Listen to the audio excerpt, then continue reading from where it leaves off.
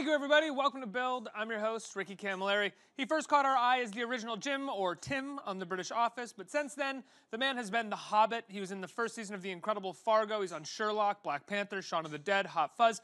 Martin Freeman is in almost everything that's been good over the last decade and a half. Now, he's bringing us an anthology of ghost stories with Ghost Stories. Let's take a look.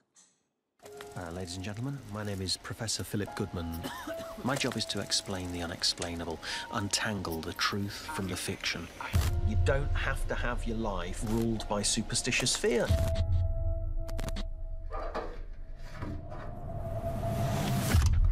Mr. Goodman, everything you have spent a lifetime trying to debunk the supernatural, it's all true. 3 cases I couldn't explain. You go and investigate if you dare. Things are not always as they seem. Can you tell me about your incident? You don't believe, do you? Hello? I don't want people looking at me and thinking that I'm mad. Because I know what I saw. No. Do you believe in evil, Professor? I didn't. Until that night. Maria?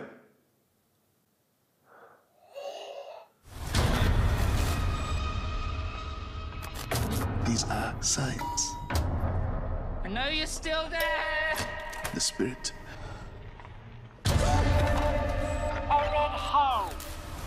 I understand how easy it is to get confused. Don't let them thoughts get into your head, mate. Oh my God. Everything is exactly as it seems. You don't know everything. Wait, I don't like it. The brain sees what it wants to see.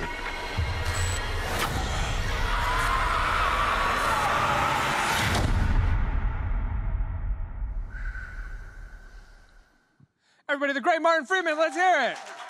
Thank you. Thank you. Sure, thanks so much for being here. You're very welcome. Thanks for having me.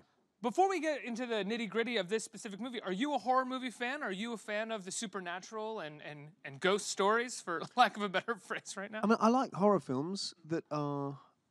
Good? Yeah, I like good horror. I like anything. I like good musicals. I like good comedies. And I mean, I was never fanatical about that genre. It's not like that was a box I had to tick and I've got to be in a horror film in a minute. But I just always go on scripts. And if the script is good and if the script says something to me that I want to be part of, then that's the beginning and end for me. You know, is it a good script? Is it a decent character and all that? You know, whether it's a horror or comedy, whatever. What was it about this script that said something to you? It was scary. Yeah.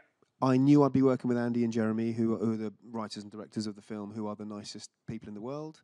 And I had fun stuff to do in it. You know, they were trusting me with some interesting things. There's to a lot play. for you to do in this film. It's fun, and there are things that I can lean into that I don't always get asked to lean into. So there's a heightened element to this film. I get because it's a horror, so by its nature, it's slightly heightened.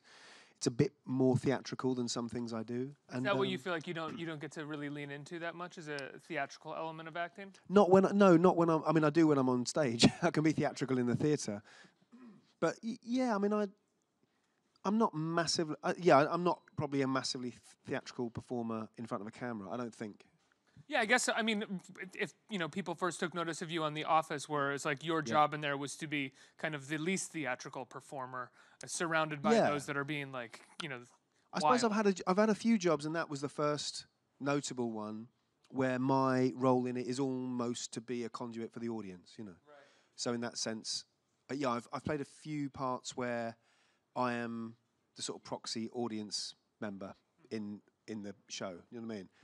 Was there a moment where you found that changed for you, where somebody gave you the opportunity to do something wild and kind of crazy? I guess, well, we were filming the 3rd season of Sherlock when the script for Fargo came in. And it was a revelation. I read it because I was never going up for American TV because of the time commitment. You have to sort of sign yourself away for potentially 7 years. And I just wasn't going to do that. So this came to me as a finite 10-episode thing. and it was a just straight offer. You know, I thought, oh, this is interesting. Read through a few pages in, I thought, I have to do it. It was too enticing. It was too interesting.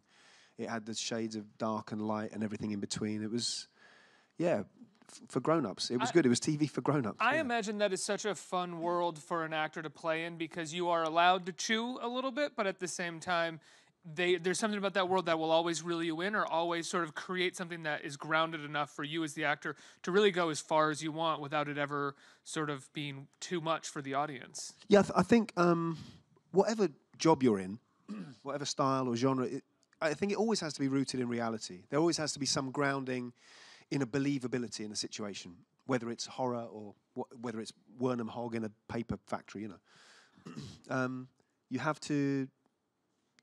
Even if you can be really big, you can be big in a truthful way. You know, you can be massive in a truthful way. And yeah, certainly Fargo just allowed me to play different things that I hadn't played for a while, you know. And certainly not on that level of, just not on that level of quality and that level of exposure, you know. And I know I've got things in me that are more than just, you know, likable everyman. But not everyone else knows that. No, not everyone else knew that at the time. So I was really glad they took the punt on me to do that, you know.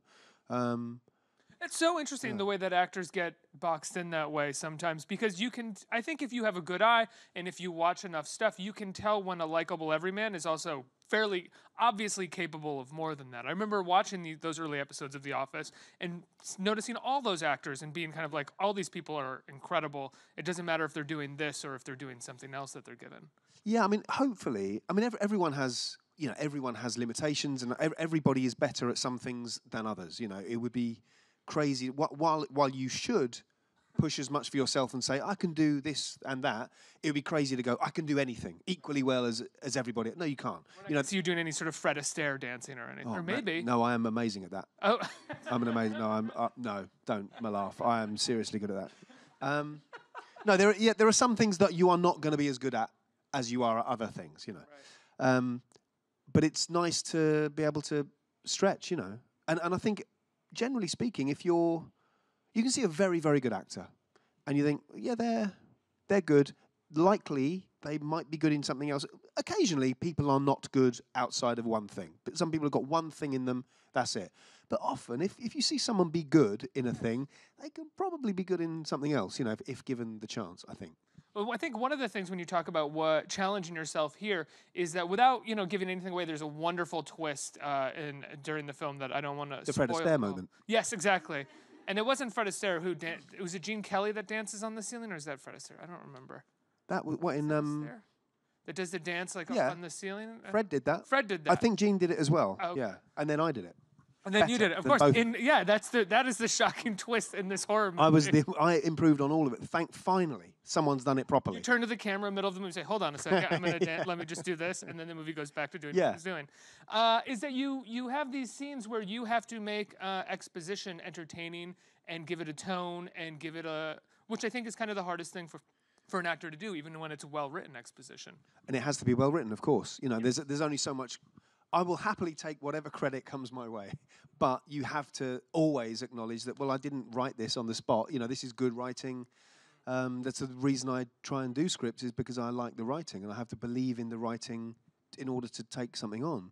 But yeah, you know, if every department's if the writing is good, then yeah, you have to do your bit.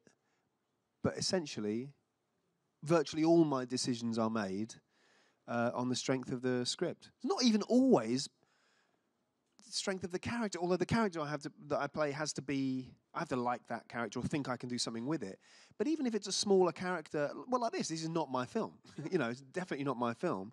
But if I want to be part of it, and a huge impact within the film, I mean. Well, it's the Fred Astaire. Yeah. It's the dancing on the ceiling. When's that not going to have an impact? Do a timeout. Exactly. One thing you should know, I just need to dance on the ceiling and then get back to the scares. You want the ghost stories? First I got to dance. Yeah. This is your punishment. Very silly bit. We should either keep going to go with drive it into the ground, or we should end right now. I go for drive it into the ground. Drive it into the ground? Always. All right. I never know when it's over. Yeah, what were we saying? Something about you were talking about how when you first learned to sort of dance on the ceiling this way. Is what you were saying? When I realised I had invented jazz dance, I thought, God, it was me after all. Yeah, people trying to trace it back. Was it in New Orleans, 1900? No, it was me. 2016. Yeah. No, you were talking about the writing and characters, like being drawn to. Yes, yes, indeed, yeah. So even if it's not your film, and I do plenty of things that are not my film, but I just like the thing. You want to be part of good storytelling, and you want writing that is going to. Of course, I have an ego. I want to be stretched. I want to end up being good in things, of course. But ultimately, it's also your job to be subject to the story. You have to serve the story, and you have to serve the film or the play or the TV show that you're doing. You have to be a part of it. So for me, even if it's not all about me, I just like being in well-written things. I love nothing more than opening my laptop, reading a script and going, oh man, regardless of the size of the part, I want to be in it. There's no greater pleasure than that.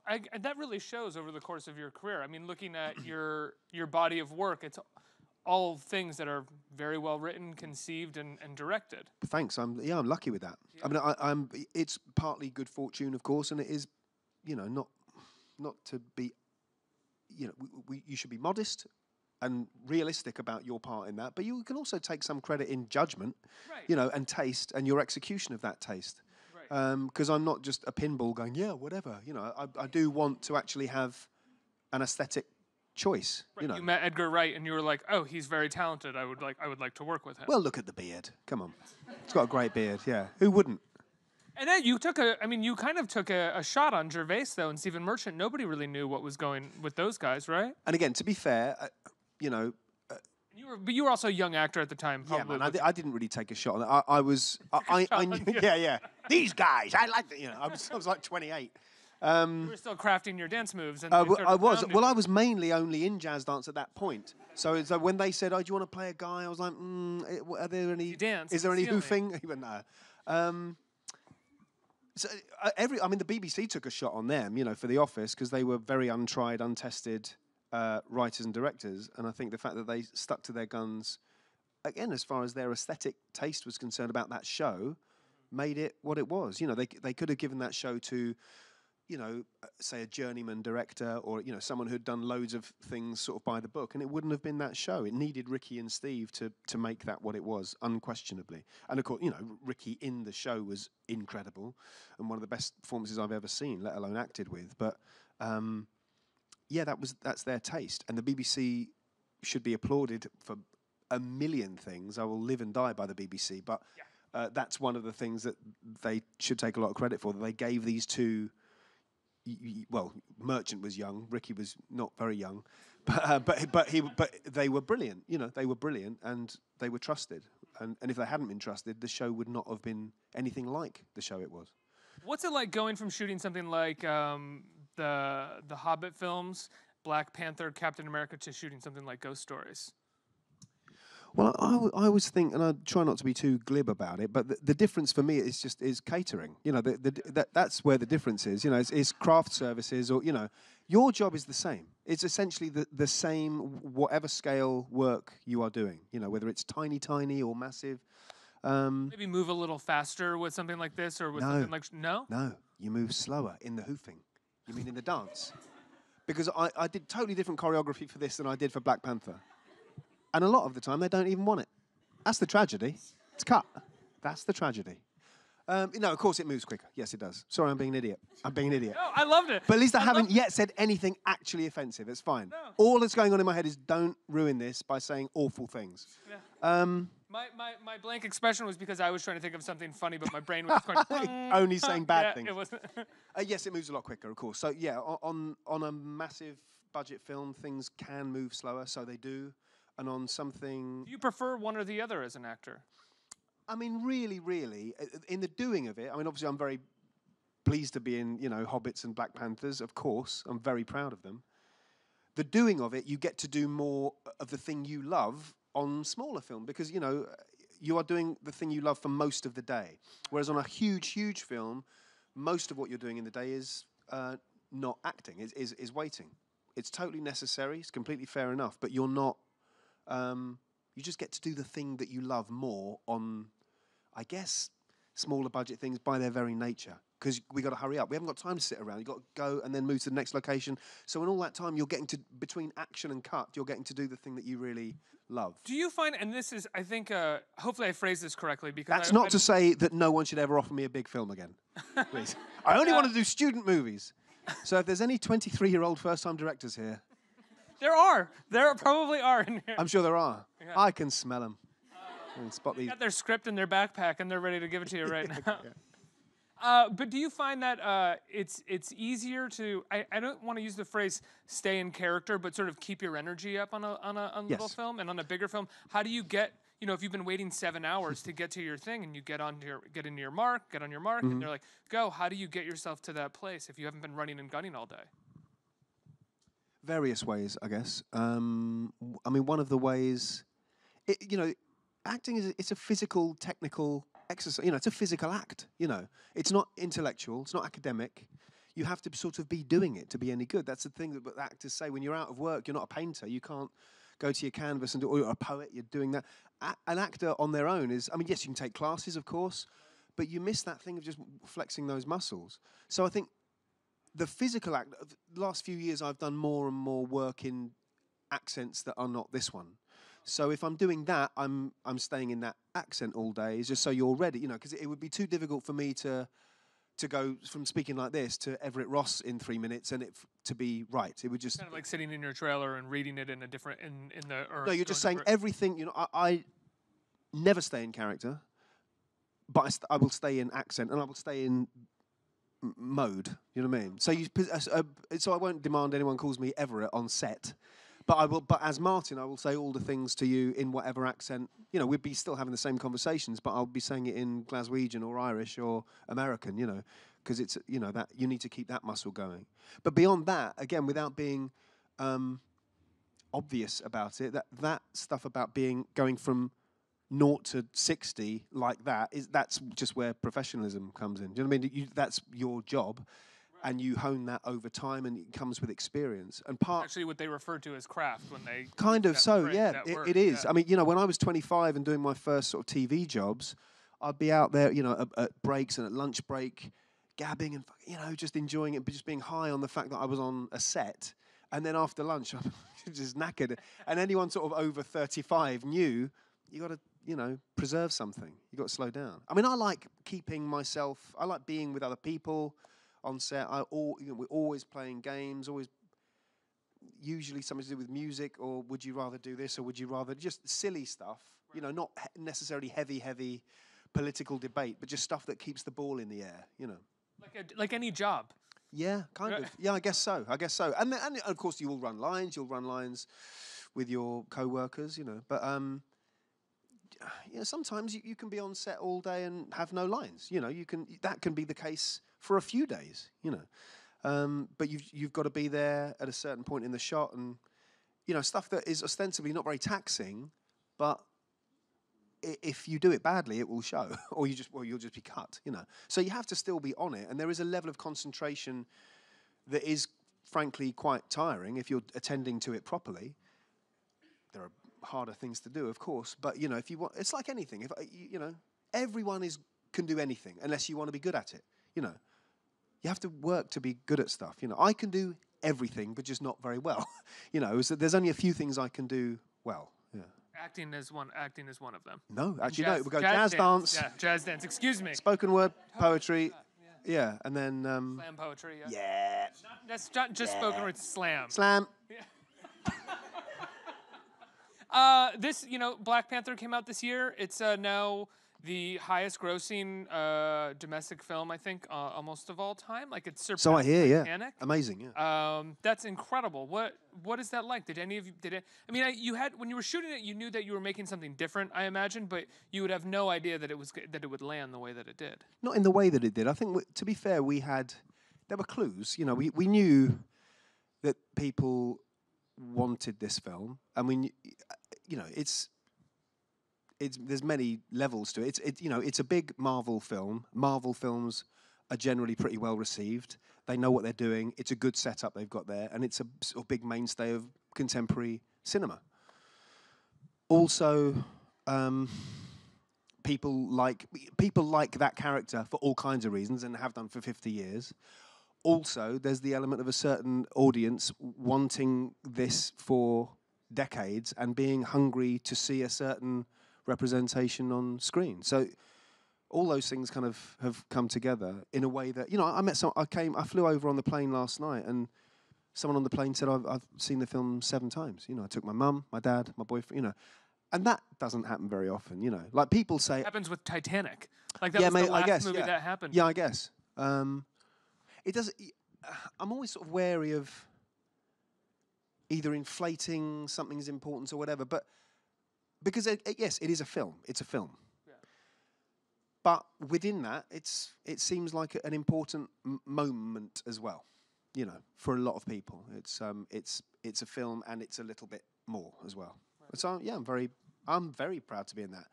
Large also because it's a good film. You know, yeah. It has to be a good film.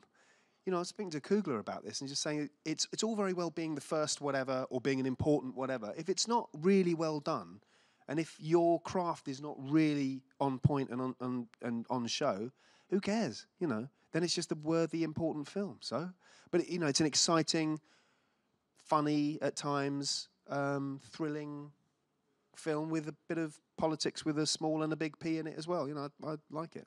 What was it like working with Kugler? I liked him a lot. Yeah. Very, from my experience of him was very passionate, but quietly, sort of understated passion. Very warm. There's a lot of affection in him. He's generous. Every director cares. Like, everyone who makes film cares passionately about it. But so often, he'd give you a note, stare down there, find the exact word that he meant. He wanted to communicate the exact word, say it, and then go away. Okay, and turning over, he'd come back. Hang on a minute, get it exactly right. Okay, we're good? Right, yeah. Turning over, and then he really wanted his direction to be specific. Really specific. Yeah, really specific. And he was very collaborative. And that's incredibly important, though, specific direction with an actor, because if you give some sort of weird, broad direction, you can box them in a way that you didn't expect. You can, and of course you can be too specific as well. You can box someone in with too much specificity, and then, like, if you overload me with 300 things before action, it's pointless, you know. And then it's just down going nowhere. Yeah, of course. You have to be trusted. And as a director, I think you have to trust the people you've cast. And he did. He had a really good cast of people who know what they're doing. Now, the two guys who made Ghost Stories here, this isn't their first film, is it their It is their first. It is their first film. Well, I suppose Jeremy was part of a comedy troupe called The League of Gentlemen in the UK. And he directed The League of Gentlemen and was a co-writer on that. They made a film. But I think this is other than that, I think it's his first feature. And it's Andy's first feature as a director, I believe. I mean, Andy's been a very good actor for years and years and done bits of writing and bits of magic and stuff. Do you work differently with first-time directors? Do you try to help out more or be like a bit more, give advice of any kind? Or do you just assume that it's going to go the same way as it would go with Peter Jackson? Yeah. I think in the same way that they have to trust you, you have to show people trust as well. Because after all, you know, I've showed up. You know, if I'm here, I must trust you a bit, you know, to do it. And sometimes, you know, it can be a bit presumptuous to go, well, I've made this many films. Do you want to do that? Exactly, yeah. Because they're in charge. I'm not. I think I have a voice and I have a say and I have an opinion, but I don't necessarily have a vote. You know, I'm not in the edit. It's not me doing it. So the way I really put my dollars worth in is by giving as much variety, as much choice for a person in the edit as possible. I don't like doing exactly the same thing 40 times. I don't see any point in doing that. You know, I may as well give you, in 6 months, if you're going to be watching me in an edit, you may as well have choice. I want you to have choice of 4 very good things, not 1 good thing and 3 crap things. If I can do 4 different things that are potential winners for the film, or winners in that scene, like, this could all make the film. It's just more fun, isn't it? It's more fun for me. It's more fun, you know. It's just more interesting. I've got a very low boredom threshold. How do you say to when you're doing something the same 40 times? How do you say something about not wanting to do that, or do you just go with it as many times as you can? No, I mean, It's like the hardest position to be in is how do you go, do we have to keep doing it? Because then you kind of... Oh, I will know definitely say everything no, wrong. I'm not doing it. Yes, I will definitely say I'm not going to do it. Yeah. Yes, without question. Yes. And not in a hostile way. Sure. I will do that in a friendly way. and it'll always be taken in a friendly way. Yeah. Always, because they know... Yeah, they know I know what I'm doing. You know, and like we all should trust that the other person vaguely knows what they're doing.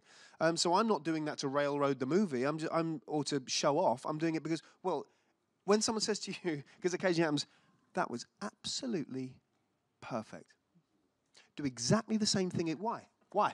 I mean, I get it from different angles, of course, because of continuity. But okay, that's fine. We've got it. Let's try something else. Because my big belief is you never ever know anything until you've done it, because it's not academic. It's not an academic exercise. You know, you and I, before we do a scene, can talk forever about, no, I don't think this will work. It should be like this.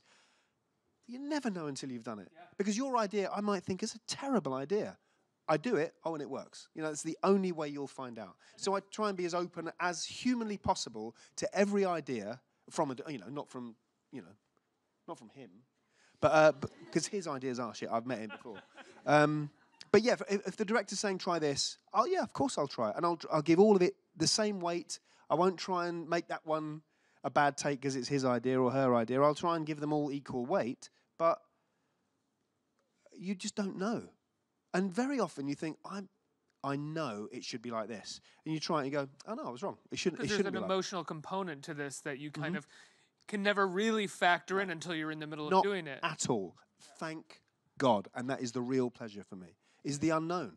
Because this is a job where if you mess up, nobody dies. It's like, what a fantastic thing. Well, it can also be better if you mess up sometimes, Of course, because it leads to different decision making. That's the joyous part of it. And so it's funny because there's a lot of fear in this job. There is fear, a lot of fear. And I get it, I understand, because it's vulnerable making, it's nerve-wracking, and you don't want to be foolish, but no one's going to die. You know, if you fall on your ass on camera, not the best thing ever. It's really not the worst. It's really not the worst. You just get up again, do it again, and you talk about what worked or what didn't work. I mean, that's the part of that process what I absolutely love about this. What I don't like is very occasionally you get a director who is just not open and not malleable. I don't like that. I don't like it because I think you don't know either. He doesn't let you dance. He doesn't let me dance. And that does annoy me, to be fair.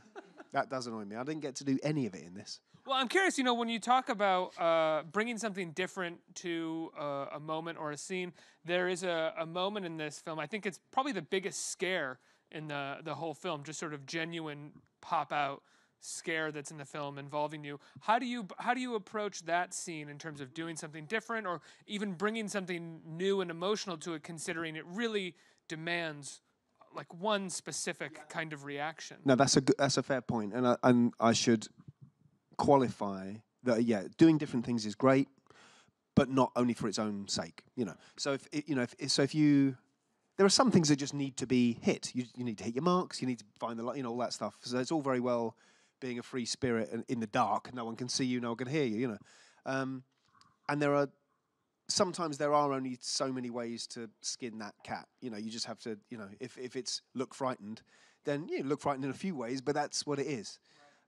With some of the moments in this movie where this character is frightened, they were quite alarming effects on set. So it was pretty easy for me to be frightened because some of it was scary. It was great, And because it wasn't green screen, there were live effects, and they were sort of effects theatrical, in-camera effects, really. Which is what I really liked about it. Usually, supernatural creatures and monsters in movies now are just as CG as explosions and comic book movies, and it really ruins some of the sort of great fear that came out of the old monsters. Well, indeed, yeah. I love that in this film. I love that there are real sort of live effects, and as I say, there are moments that you do films, I guess, in the bigger films, because they're mainly the ones that can afford loads of green screen, or demand loads of green screen. The fear is that if you're doing a scene on your own in a green space, and there's a monster there, or there's a spaceship there, and you've got to, you could be doing the worst acting of your life, because you don't have a gauge, I'm not looking in your eyes and building a scene with you. I'm just looking up there and imagining the sun is going to explode into the earth, and so what's that, this face, or what's that, it's kind of, it's dangerous, it's potentially dangerous for bad acting, And so I've forgotten my own point. Oh, when you have Shall I practical dance? effects. Yeah, just dance, yeah, just right. dance. You want to go to audience questions? No, not at all. Yes. I Oh, love the audience. No, I don't want to hear from any of these fuckers. No. Let's go on. They got nothing to say to me. Who's got a mic? Right here. Hello. Hello. Sorry. So you're certainly having a very good year, with Black Panther, Ghost Stories, and Cargo. Oh, yes. I'm really excited about. Thank you for plugging that. Yeah. So, so I just wanted to know, is it easy for you to slip into the roles? Because Ghost Stories I'm sure it's going to be wildly different than Cargo. I saw the trailer; it looks amazing, and it'll be different than what you did in Black Panther. I just wanted to know how easy it was. Well, I tend to just go on the strength of the script and the story. So for me, it's as logical and as uncomplicated as if someone says to you, right, you're in this car now, then you're in this car. Someone else, it's more than that, because you're not a passenger, to be fair. So that's a bad analogy. Forget I said that. Shall I dance? Dance? Yeah. I'm an economical dancer. There's not a lot going on, but it's all going on in there. There was that moment of how far do I stop? Yeah, it just depends. I'm a big believer in know what play you're doing. So if you're doing this one, you read the script. There's a reason for you playing that character. The character. This is why I always give so much credit to writers, because they wrote it. I didn't write it, So I don't decide. Oh, this character should be carrying a baby across the outback. That's the film that I'm sent. Or this character works with the CIA and he goes to Africa. That's been decided. So within that, you make whatever you can of it. But those, and some are more difficult than others, to be fair, depending on how well they're written. But a well-written, well-rounded, three-dimensional character is only a pleasure, however different it is. And every actor wants to do something different as well. Every actor wants to be stretched a bit within the boundaries of what they're vaguely good at. But it depends. Sometimes you do, some are more work than others, yeah. Some characters, just depending on, in a way, how well you are cast. If you're cast perfectly, you shouldn't have to do any work, But some of them are a bit more of a challenge. Some of them, you have to try it on a little bit more, and it doesn't fit immediately, and that's no bad thing either, because sometimes you can have situations where you think, I don't think I'm the right person for this, and it's that very insecurity that can make something good happen as well. But I try not to undersell it, but I try not to. I'm a little bit of a look, just learn your lines and don't bump into the furniture person. A little bit, David Mamet writes very, very well on that stuff. He writes really, really well on, of course, acting is important. Of course, what you do is important. There's a lot of craft in it. But really, your job is sort of reasonably straightforward when you take the mystery out of it and the mythology out of it, So it also adds mythology to it. Sorry, I don't mean to interrupt you. No, go on. But anyway, yes, thank you for your Where he question. says that, Mamet also says that there are just actors that were kind of born that way, and that they are who you watch on screen. No matter what they say, there is something interesting about watching them on screen, and then craft comes after that. Yeah. I think there has to be, I would imagine there has to be something vaguely interesting about you. Yeah. I think there does. And I think part of the misunderstanding, or an interesting part of the conversation about acting and what it is to act and character, is sometimes, don't you just think that the most interesting thing is just to watch you? If you're interested, is to dancing, but is to watch the person, because there's a reason we want to watch that actor over and over again. Not that one, he's shit. But an actor. Let's think of an actor who we like. And part of it is, yes, because they might be great in that character. Part of it because they might disappear in that character. But unless you literally believe in transubstantiation, that you can actually turn into a different human being, which I don't, you are watching that person's interpretation. Who else are you watching?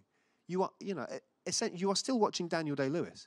however great he is in character and however deep he is in character, you know, you're not literally watching Abraham Lincoln. You're watching a man's or a woman's interpretation of that character. And I think that's fascinating. I mean, imagine...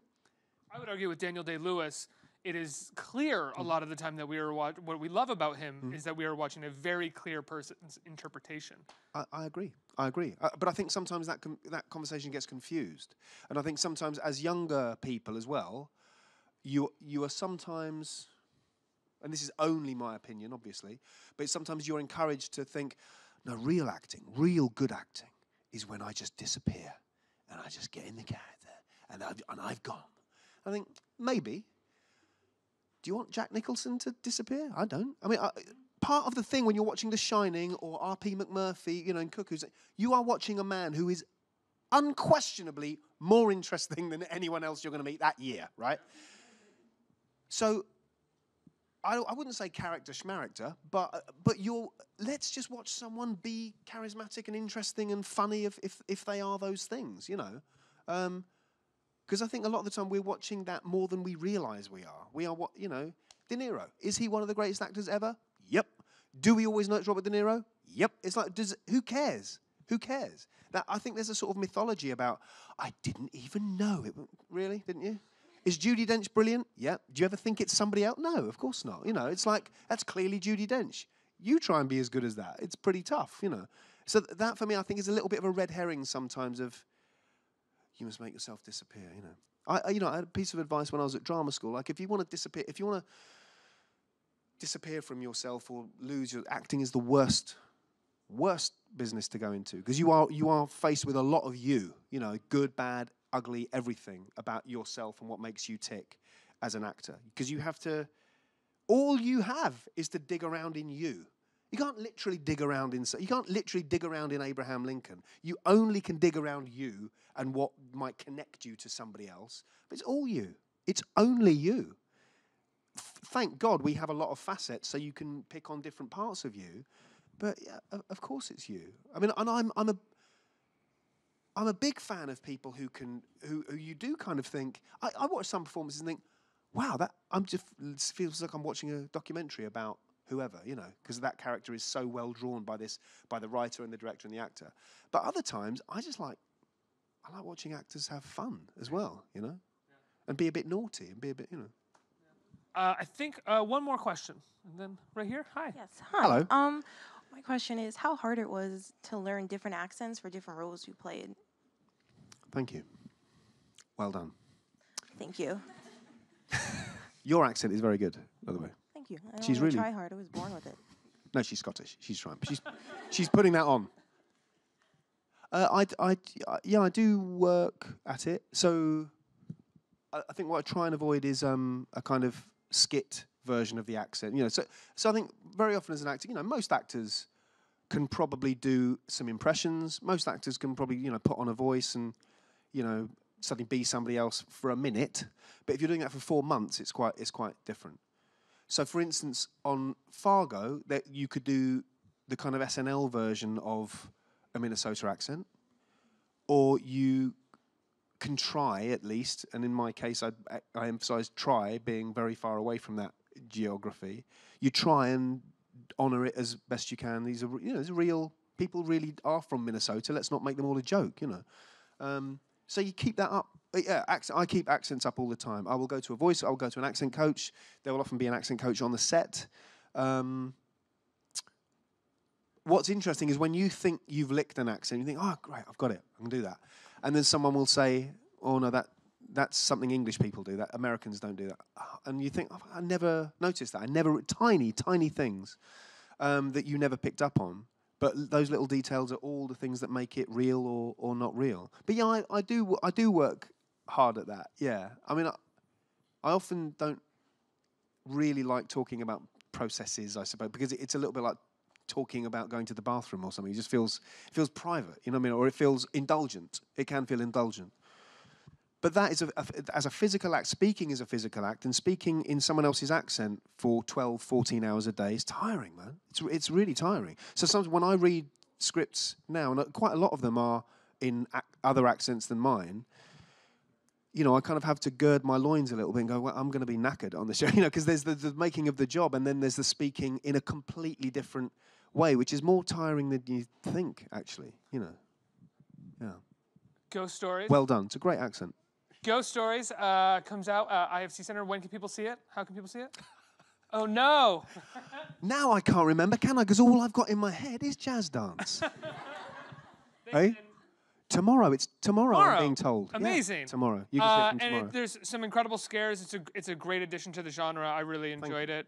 You're wonderful in it. So we didn't even talk about Alex Lothar and everybody else. Yeah, Alex Lothar, really great. And a brilliant young actor. Paul Whitehouse, fantastic. I'm not trying to get you going. I got the rap sign. I love your work. I'm such a big fan. Thank you. Thanks so much for being here. Hopefully, people will one day get to see you jazz dance on the ceiling. Martin Freeman, everybody. Thank you very Let's hear much. it. Thank you.